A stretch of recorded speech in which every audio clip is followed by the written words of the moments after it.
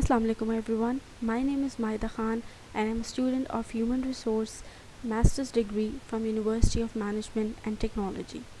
Today we are going to talk about talent management.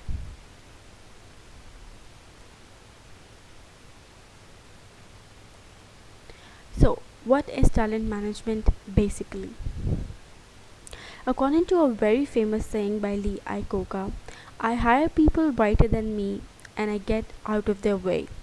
So this saying very well formulates and explains the concept of talent management.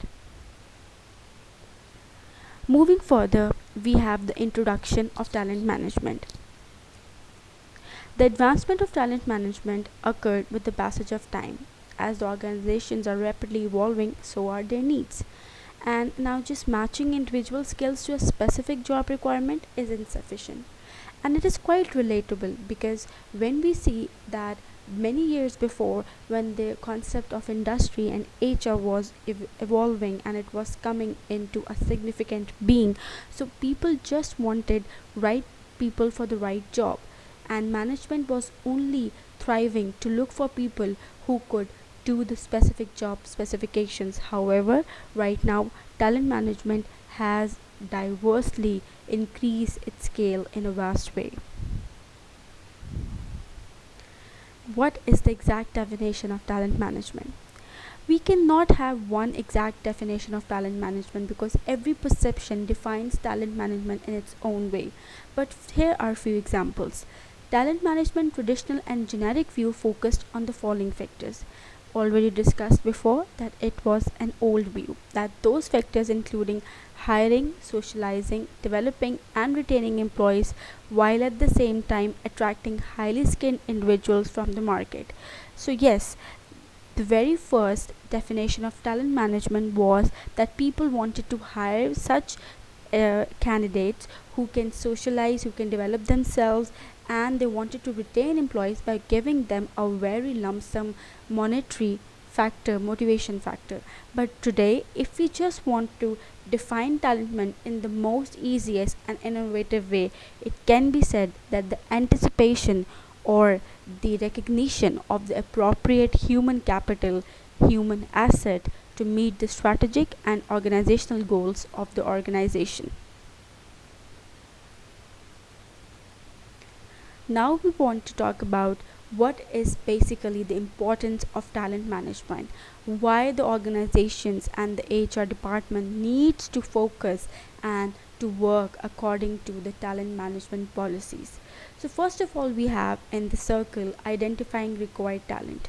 It is very important that the people of HR who are responsible for hiring need to identify the exact required talent they're looking for, they're searching for.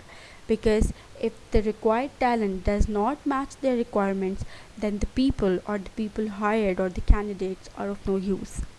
Secondly, we have implementing compensation plans. Obviously, when we are hiring people, we need to show them some money, and for that money, we need to have proper compensation plans matching with the required skill set and the designation and the responsibilities of the proposed talent. Then we have performance appraisal system.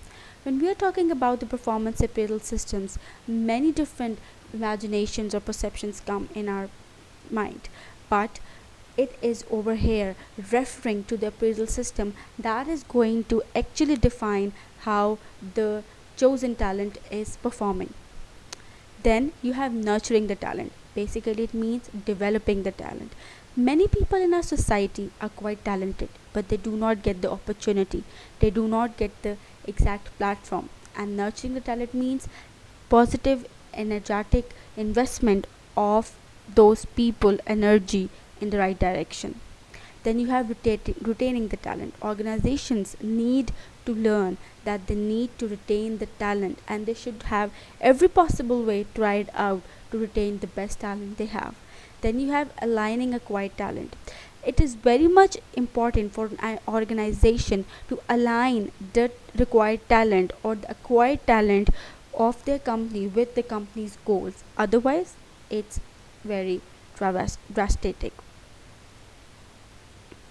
Then you have training and development of competencies. Obviously, we have to keep on train and develop the people so we can polish their skills, and in the end we have right selection of the talent. So all these factors are equally important, and they keep on rotating to a 360-degree angle, reshaping an appropriate talent.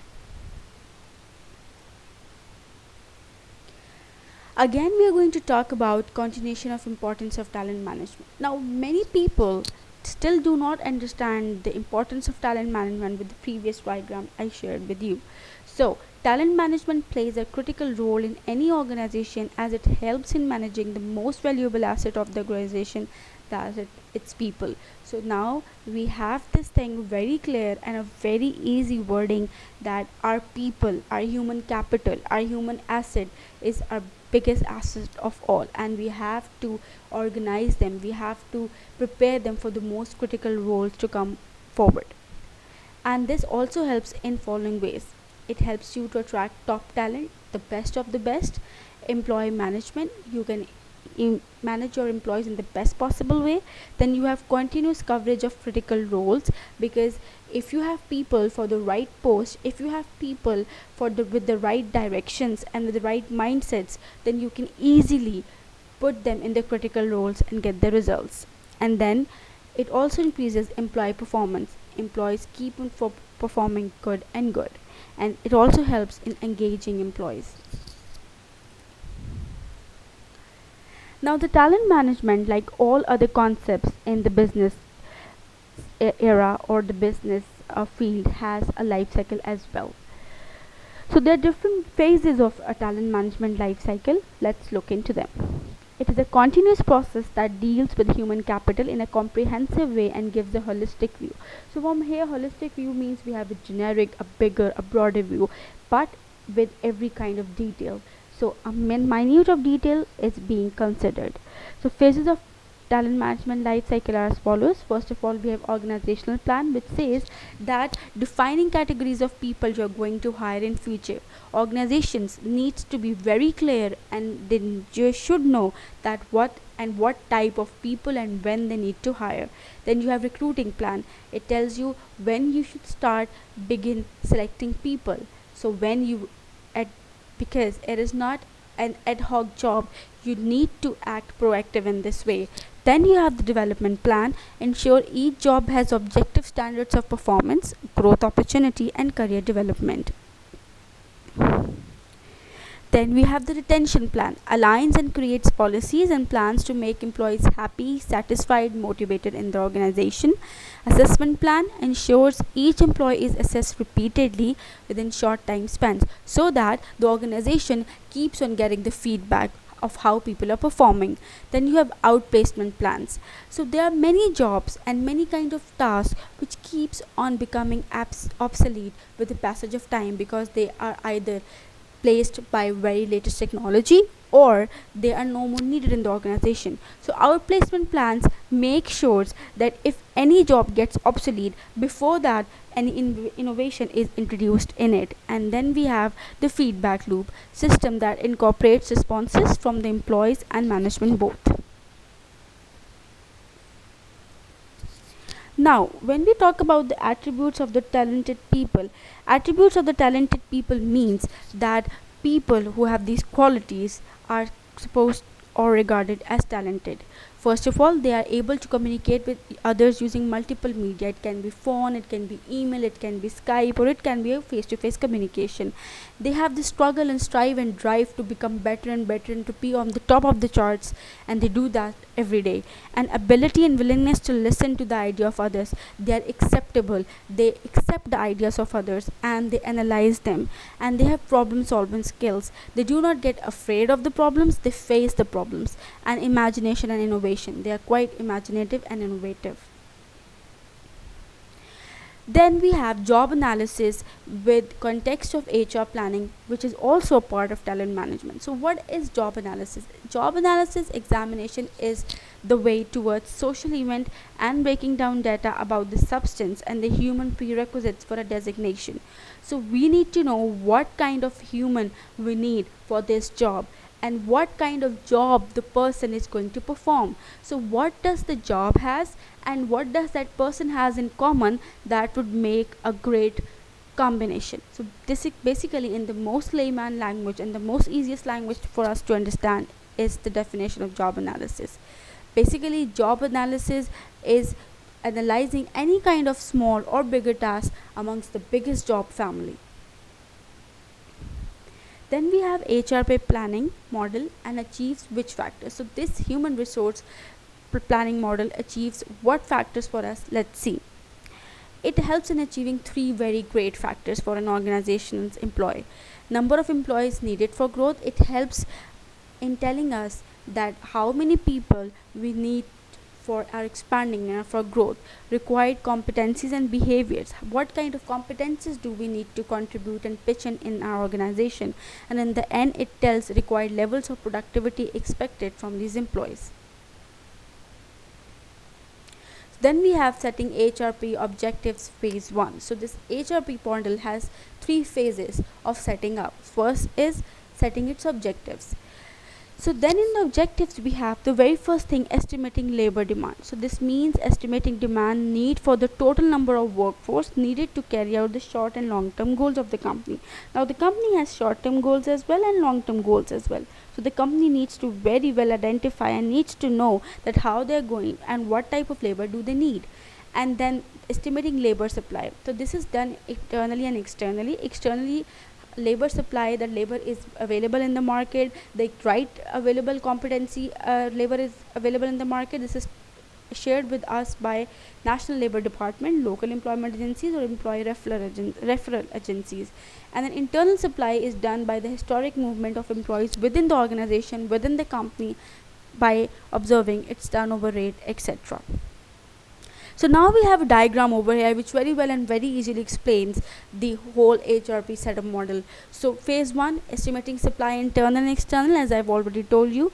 When we estimate our supply, we go for setting the objectives of HRP. When the objectives are set, we see that what is the gap between supply and demand. Our demand is these many employees. Do we have the employees supply? Is there sufficient supply or not? Then we plan our HR programs, how to retain them, how to train them, how to develop them, and then we implement those programs, and then we evaluate, see the result of those programs. After that evaluation, we have the evaluation feedback by the people, by the management, and then that feedback goes again and helps in improving the HRP objectives, as we can see the long arrow line, and then it also helps in estimating the demand. So these all points are interlinked with each other. Then we have through demand, we have through two things. If the turnover is more, demand is more. If the employee turnover is less, demand is less. And strategic future business plan tells us if we want to expand on a big level, we need more demand.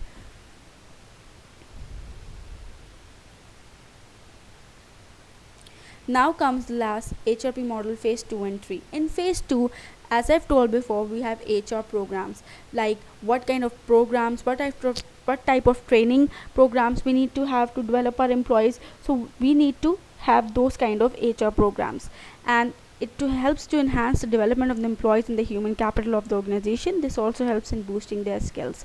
Phase 3, we have evaluation control, and it is used to identify the glitches, the problems, the loopholes that might lower down the effectiveness of the HR programs, and helps in mitigating them, and also exercise control over budgeted and actual results. So this evaluation and control helps in pointing out the organization's mistakes, where they have made mistakes while developing for a plan, and then it helps them to overcome those mistakes in order to get best results. Thank you.